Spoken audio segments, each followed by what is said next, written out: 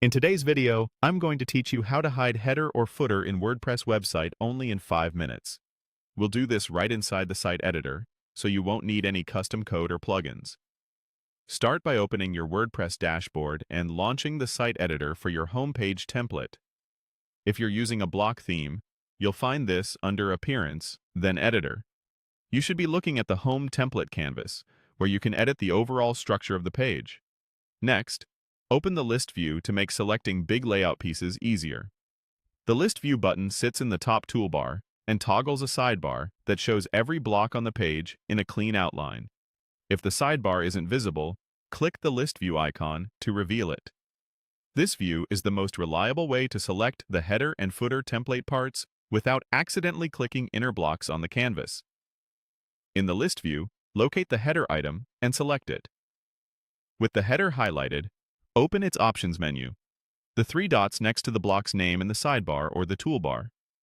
Choose Hide. When you see the visibility options, enable Omit from published content. This tells WordPress to keep the header in your template for editing, but not render it on the front end. Click Apply to confirm. That's all it takes to hide the header from visitors while retaining it for future edits. Now repeat the same process for the footer. In List view, select the footer block.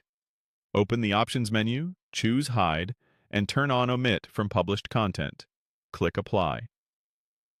Using the same approach for both template parts keeps your workflow consistent and prevents accidentally removing content rather than simply hiding it. When both changes are set, click Save in the top right. You'll see a summary of what's being updated. Confirm the changes to publish them. After saving, preview your site in a new tab.